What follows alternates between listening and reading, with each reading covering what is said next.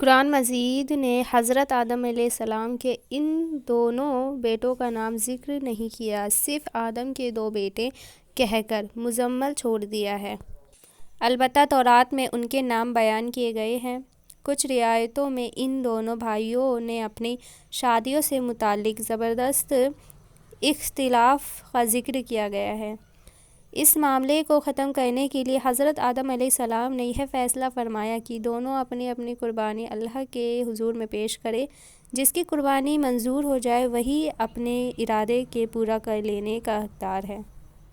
جیسا کہ تورات سے معلوم ہوتا ہے، اس زمانے میں قربانی کے قبول ہونے کا یہ اسلامی طریقہ تھا کہ نذر و قربانی کی چیز کسی بلند جگہ پر رکھ دی جاتی ہے اور آسمان سے آگ ظاہر ہو کر اسے جلا دیتی ہے۔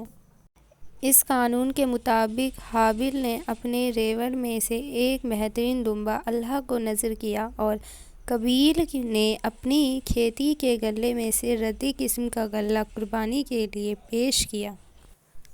دونوں کی اچھی اور بری نیتوں کا اندازہ اسی عمل سے ہو گیا، اس لیے دستور کے مطابق آگ میں نہ آ کر حابیل کی نذر کو جلا دیا اور اس طرح قربانی قبول ہونے کا شرف اس کے حصے میں آیا۔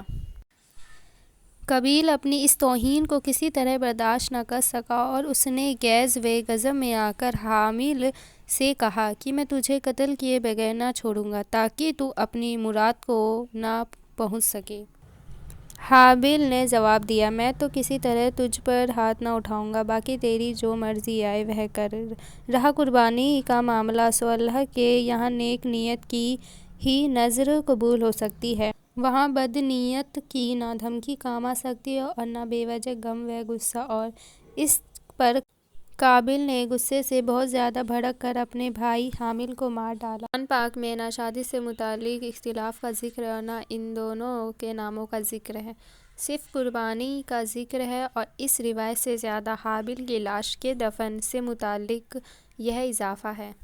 قتل کے بعد قابیل حیران تھا کہ اس لاش کا کیا کرے۔ ابھی تک آدم کی نسل موت سے دوچار نہیں ہوئی تھی اور اس لیے حضرت آدم علیہ السلام نے مردے کے بارے میں اللہ کا کوئی حکم نہیں سنایا تھا۔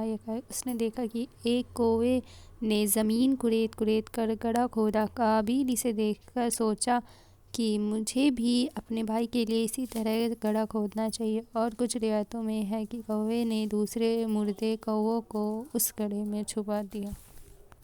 ویڈیو پسند آئے تو چینل کو سبسکرائب کرنا نہ بھولو۔ چلو ملتے ہیں نیکسٹ ویڈیو میں۔